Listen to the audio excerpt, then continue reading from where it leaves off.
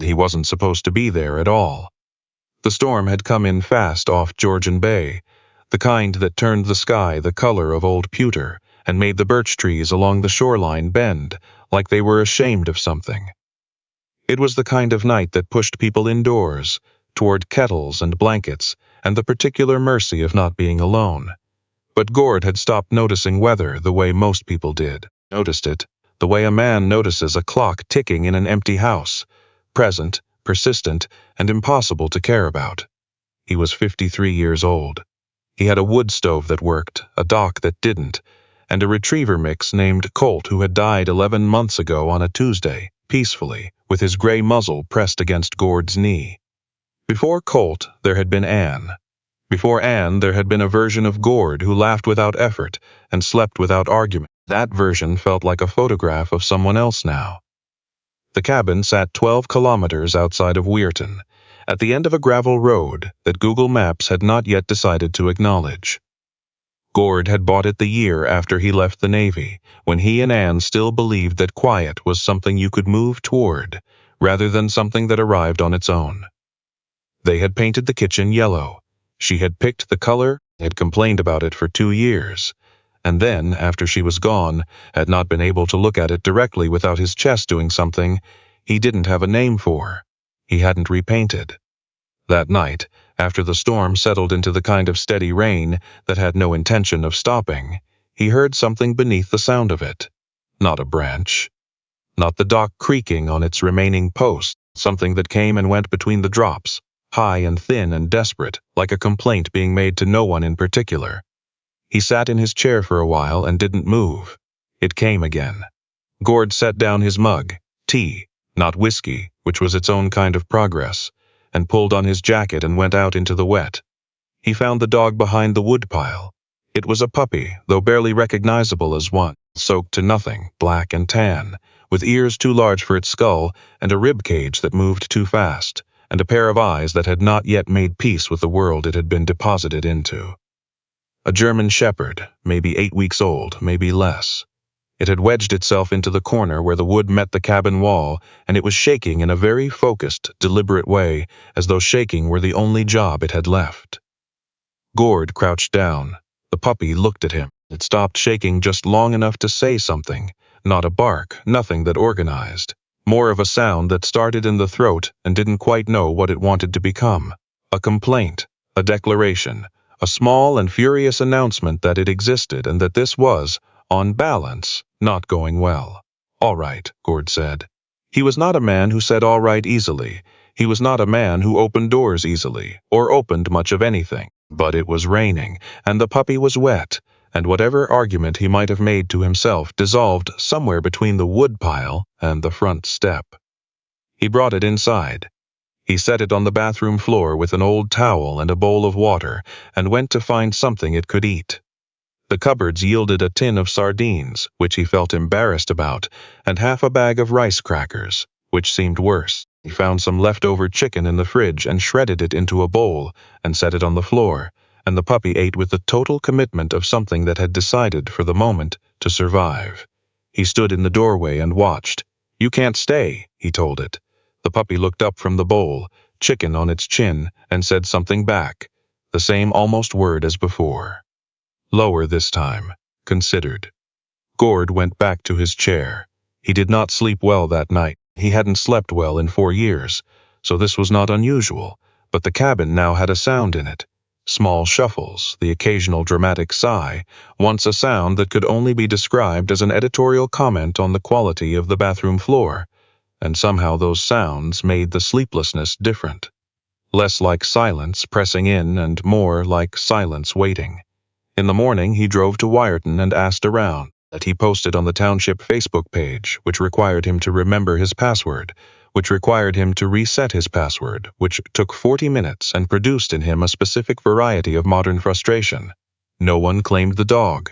No one had lost a German shepherd puppy. No one knew anything. He called the shelter in Owen Sound. There was a 2-week wait for intake. "I'll call back," he said, and didn't. The puppy, in the meantime, had opinions. Gord learned this gradually. The way you learn that a small leak in a roof is actually several small leaks in a roof.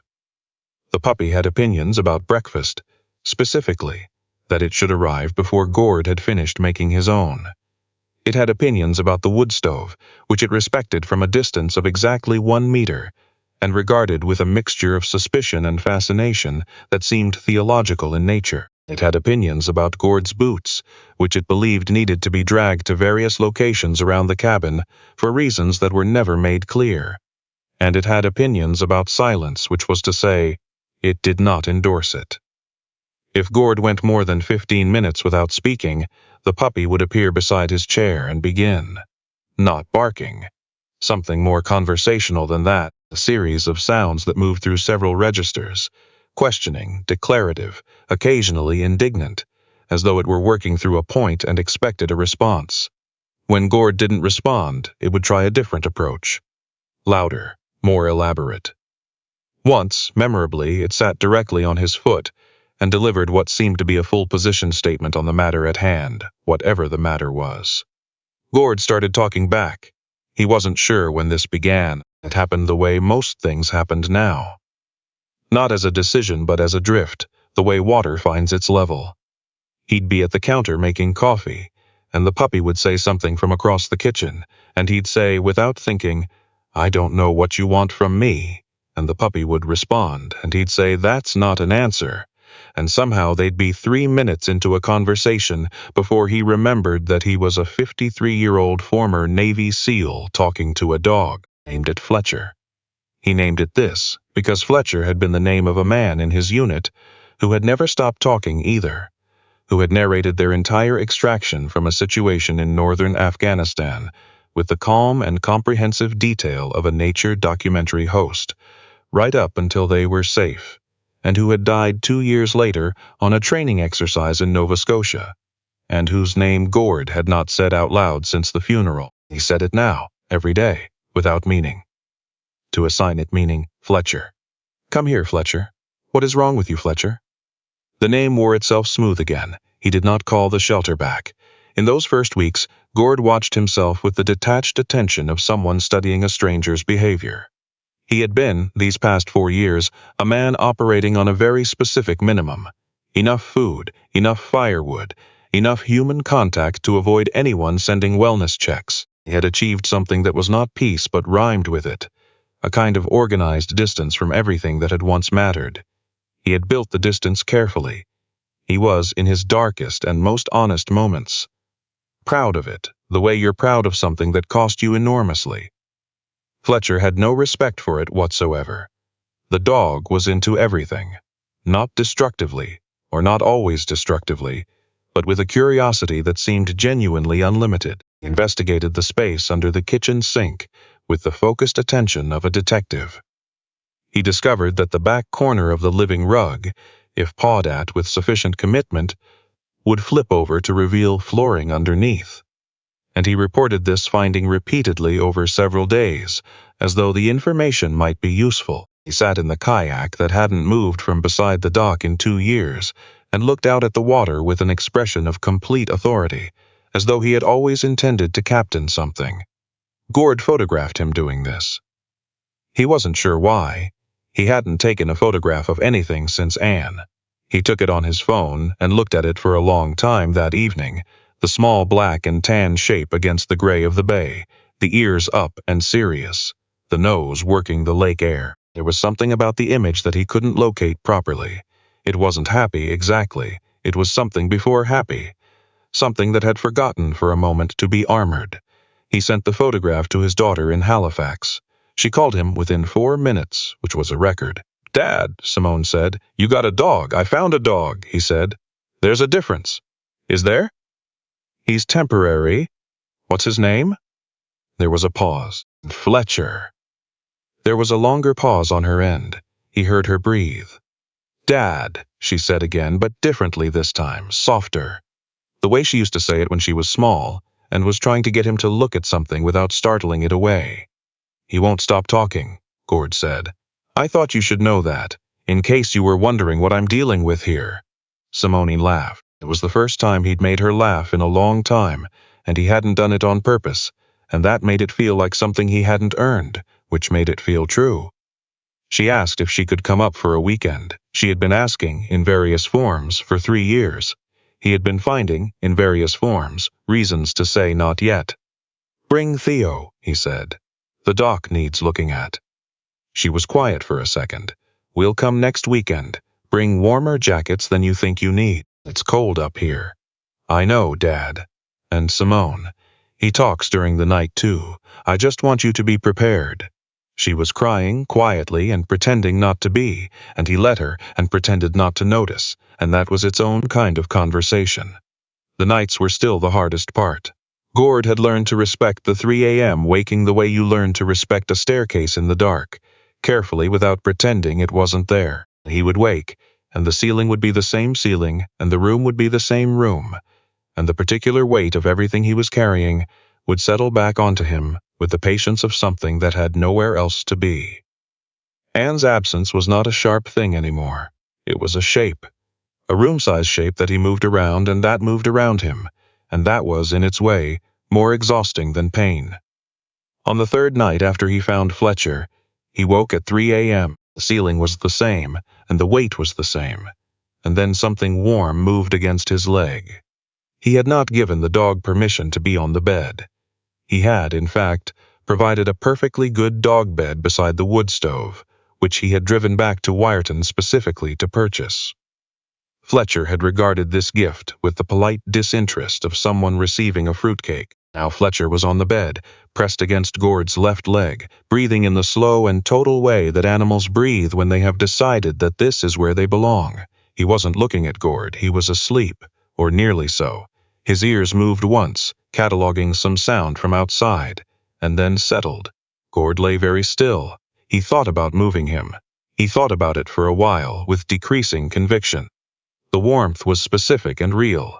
Outside, the bay was quiet. The kitchen, the wood stove ticked as it cooled. He was aware of all of it, as though for the first time. The ordinary texture of a house at night, the specific weight of something living beside him that trusted the night enough to sleep in it. He fell asleep before he finished deciding what to do. In the mornings, Fletcher had a routine, and the routine was vigorous, and it required Gord's participation, whether Gord had opinions about this or not. There was a precise sequence: the back door, the yard, a thorough investigation of the tree line, a report back to Gord about the tree line, then breakfast, then the window, then Gord's chair, then whatever Gord happened to be doing, which was now being supervised in a way it had not previously been. He started walking again. The trails around the cabin wound back through the pine and maple for several kilometers before they hit the road. Gord had not walked them properly in 2 years. He had watched them from the window sometimes, the way you watch a thing you know you should return to. Now Fletcher pulled him out into them every morning, not because Fletcher demanded it, but because Fletcher was already out there, already moving, already pointing his nose into the wind, with the expression of someone receiving important communiques, and it was either follow or stand on the step watching. He followed. The cold was different when you moved through it, he had forgotten. He had been managing cold from inside it for long enough that he had stopped feeling the distinction between the two.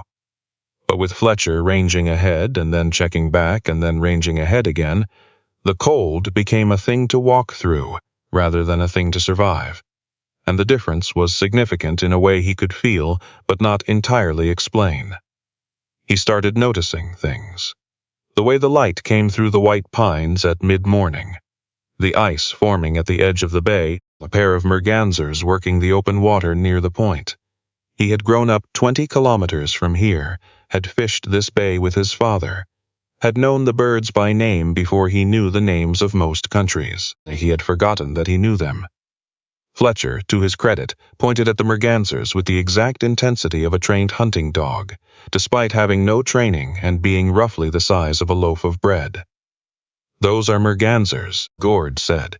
Fletcher looked at him, said something. "Yes, 2 of them." Fletcher looked back at the water, said something else. "I don't know what they're doing. Looking for fish, probably." A pause.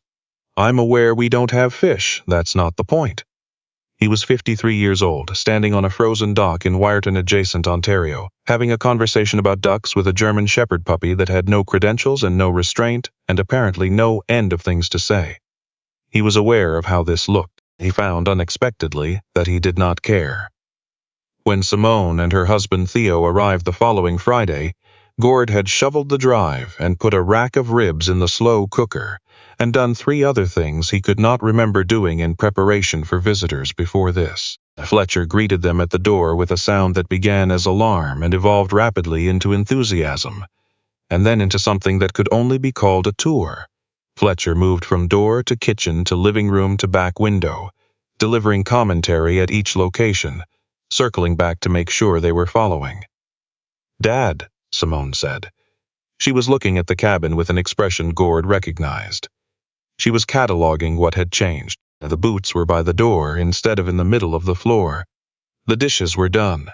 The kitchen table had been cleared of the particular stratum of papers and unopened mail and unread things that had accumulated across 2 years of not caring.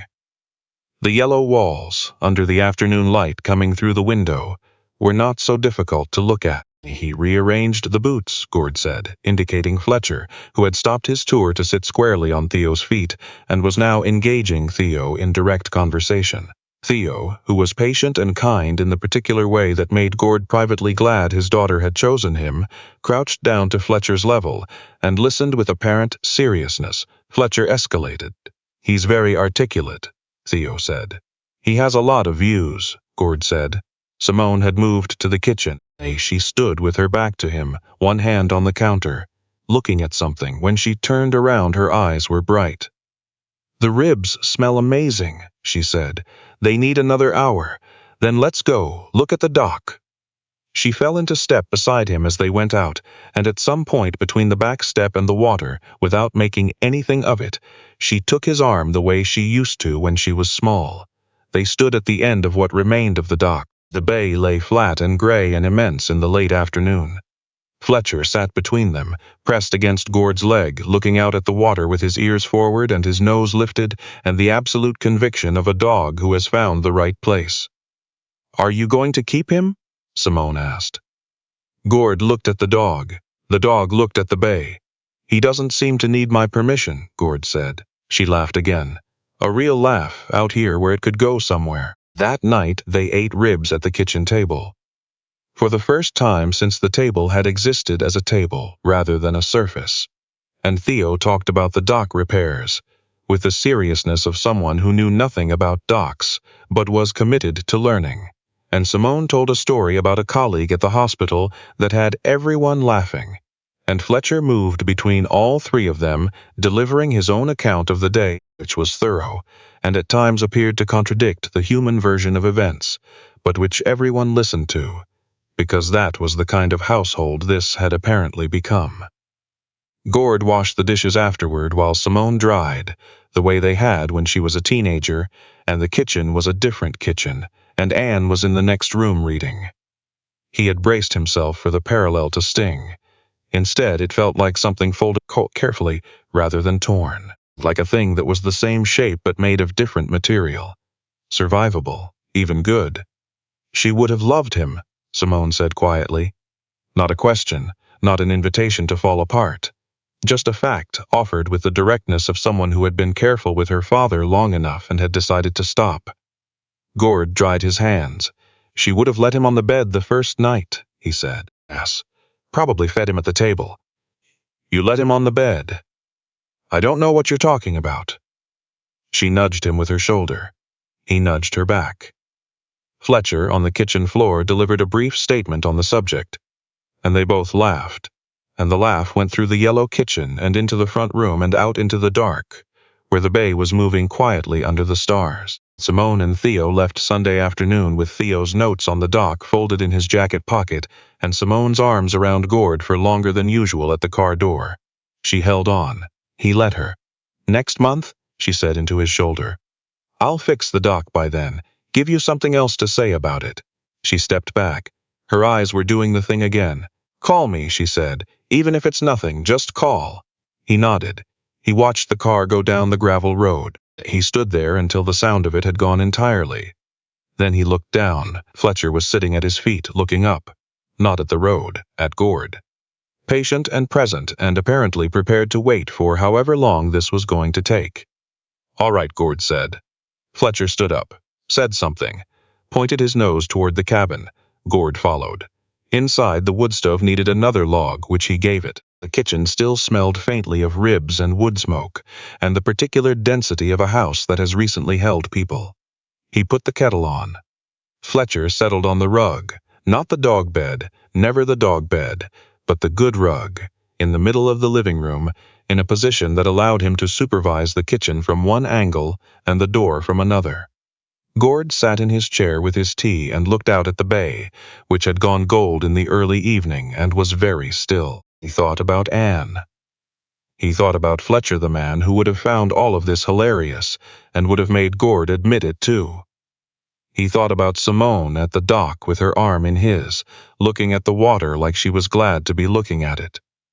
He thought about the photograph of the puppy in the kayak, that thing he'd seen in it that he hadn't been able to name. He could name it now. It was just a dog in a kayak on a lake in November, ridiculous and small and absolutely certain of its place. But something about it looked like. Not happiness, not yet, maybe not for a while. Something earlier than happiness. Something that happened before you decided whether to go back. Fletcher lifted his head from the rug and looked at him. "I know," Gord said. Fletcher put his head back down. Outside, the bay held the last of the light a little longer than it needed to. The way things do when they're not ready to let go of something good.